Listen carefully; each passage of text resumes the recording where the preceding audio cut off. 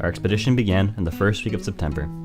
We knew we would be studying energy this year, but by looking at artifacts, charts, graphs, and images, we gained a sense of the scope of our topic and everything we had yet to learn. This represents if this area was solar panels, that would power the whole world. Wow. Like, I love it. As a class, we would write, film, and direct a documentary. Having watched last year's seniors create their documentary, we had a sense of the enormity of this undertaking, and we knew we had a full semester's work in front of us. From here, we went to Greenfield Garden Cinemas. Our first resource was Steve Alves, a local documentary filmmaker. He showed us some of his work and answered our questions about the art of filmmaking, knowledge we would soon be applying to our own documentary. I learned and I taught myself the basic language of filmmaking. Mostly I taught it to myself by looking at every film I saw in a completely different way. With so much content to learn, we spent the next 6 weeks studying various aspects of the energy issue: scientific, economic, social, and environmental.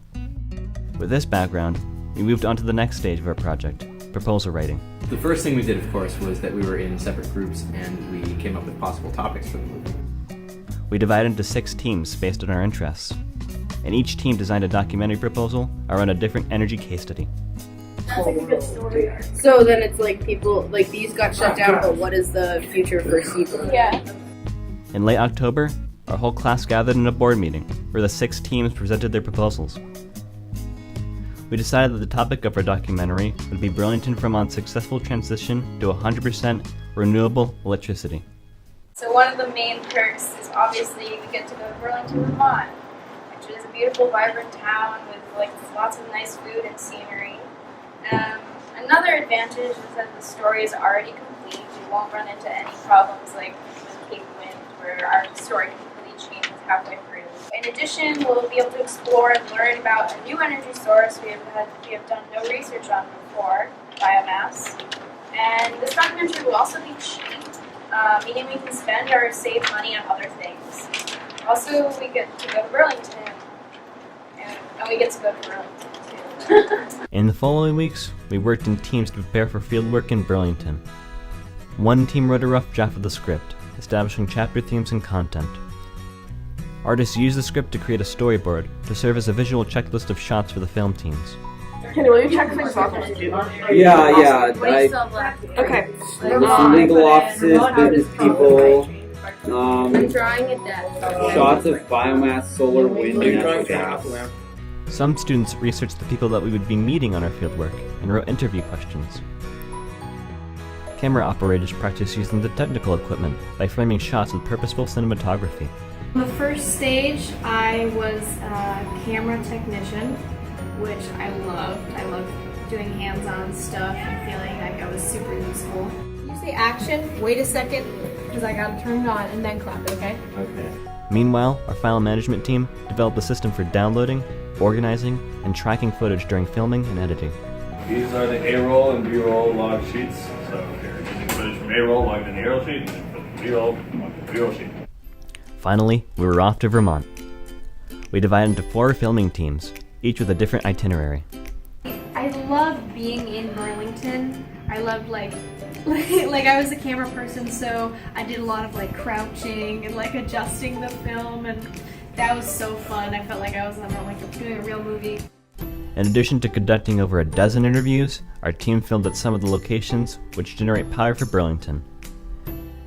The McNeil Biomass Generating Station, Winooski 1 Hydroelectric Plant, Georgia Mountain Wind Farm, and several solar installations. We also filmed B-roll footage of the University of Vermont, Ben & Jerry's, Lake Champlain, and downtown Burlington.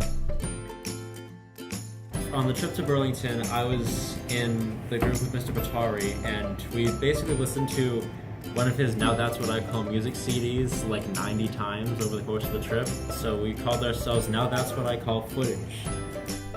Flatbread Pizza hosted our entire group for dinner, and we stayed overnight at the local Motel 6, despite some cramped quarters for our evening check-ins. I really liked going to Burlington. I really liked walking around with my group. We were at like the lake one time, and it was just so beautiful. Oh my goodness gracious. Back at Forever's, the real work began. First, we had to download and sort all of our footage. The file managers were instrumental in naming and organizing the footage for later use. The file management team has really held us together. Dory McMillan and Sarah LaCoy have risen to the occasion. They are just on top of everything. They're the file managers, and you're like, hey, I don't know where this footage is. And they're like, oh, it's in here, somebody put it there, and it's wrong, I'm gonna fix that, I've got it. And you're just like, oh, okay. Our scriptwriters revised their script to accommodate the new information we learned in Burlington. Before we went to Burlington, I was in the scriptwriting group and I wrote the rough draft for the script. And then we came back and I was in the scriptwriting group again and I improved the script to make it more with the information that we had. We all teamed up to transcribe interviews, making note of key sound bites which would later be used in particular chapters. Since we would be using technical information in our film, we filmed and edited whiteboard animations to explain that information. Zoom into the man and then zoom back out on the entire picture. Some of us searched for supplemental footage and music to accompany our film. A dozen students became editors, working in Adobe Premiere to bring our film from page to screen. My role in the movie has been, for editing, I've been editing chapter 1 and helping people with troubleshooting all their chapters and all the tech stuff that they haven't quite been able to figure out on their own. We're now in the editing process in which I've been editing chapter 6, which is the last chapter. So I've been kind of helping to bring together the whole feel of the movie, because the feel of my chapter is to kind of show that we can redo Burlington's process in other places. Once the script was finalized, we recorded the voiceover narration at Greenfield Community Television. Being 100% renewable seems like an intimidating feat, but there are so many small ways to make positive changes in our lives that help the environment.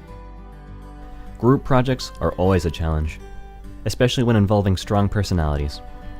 We were working together with many different people, trying to combine our separate visions to one finished product. Working with everyone as a whole is hard because we all have to do different jobs and we all have different responsibilities and we're all trying to do our best at our jobs, but it's really hard having to work with everyone, especially because a lot of our personalities clash. I think because of the people in my group, how different we are, I think our personalities kind of clash a lot. People being against something, no matter what they're part of it, they're against is definitely an obstacle. Why do you think the pipeline got shut down? Because so many people were against it. Yeah, but it's a different kind of against. There's so many moving parts in a movie that people are always working on different things, and when two people finally need to collaborate, they'll realize that because they weren't working together all along, they did all this stuff that doesn't work, and it's just really difficult working with so many people. Frequently, we didn't agree. This meant turning to third-party feedback or group decision-making protocols in order to move forward. We're all in agreement on that. Sometimes with another group you don't have to discuss what that's about first. Sometimes we faced technical trouble. Several interviews had corrupted audio files. And without the ability to re-record, we had to continue without that content. Of the 2 interviews I wrote, I conducted one of them, and that one was, the file was corrupted, so we never actually got to use it. Downloading, editing, and rendering footage took significant time in itself. If we import the videos from Premiere from the desktop, we'll be taking stuff off the computer, but we took some of our footage and imported it from the server, which then uses the internet, which was already kind of slow, so the playback was exceedingly bad.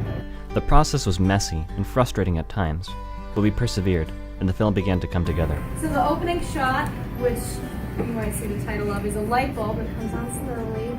Oh, that's so nice. And Aiden has the same shot in reverse at the end. It's Jefferson. Oh, I like it. This chapter, it consists of 2 main interview sections. We're starting out with dark clouds because this chapter's supposed to be ominous and look, there's problems, watch out.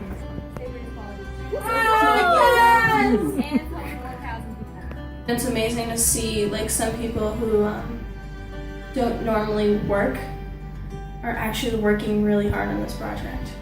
As the movie neared completion, we worked with a local film student from Hampshire College, Olivia Streisand, to get feedback on our work and help us move from rough cut to final edits. She helped to point out that one of the shots has a very awkward transition and that the beginning kind of needed to be cut out. Help us clear up some of the footage that wasn't really necessary, and I think it just looks smoother now. It's easy to find a break and just slice that piece of sound and just move it over a little bit. So that gives you time to slow some things down and give people a second to sit with that information. With the film premiere only a week away, the work moved on to our final editing team, who took on the task of filling in missing B-roll and completing any unfinished chapters. Suddenly, we were hit with 2 back-to-back snow days, which put the outcome of the film in jeopardy. With a deadline looming, our final editing team came into school on their day off to pick up laptops so they can work from home. When I went to school on a snow day, it was cold, and I got a computer and I worked on it all day. And I was like talking to Mr. Wilson on the phone, telling him to like do his fancy premiere thing, and then he was like, "All right, Kai, just come to school." So I drove in, and I waited for things to copy off the server, and then I got home and I like actually made a chapter. Over the final week of this expedition, we saw our hard work reach fruition, as what began as a proposal became a finished product. Crafting the actual movie, putting all the parts together, it's really satisfying to see all the different things people have worked on, like the narration that Chester did, the filming that I did, and the music that people have found, and see that all come together. The fact that we worked together to get such a major part of the movie done, and we worked fairly well, that's something I'm really proud of. Making this documentary has been an exercise in perseverance and cooperation, and we're looking forward to seeing our film on the big screen. It's nice to see what we've done, and I think we're going to be really proud of it. Everybody's a great worker. Everybody's part of something significant.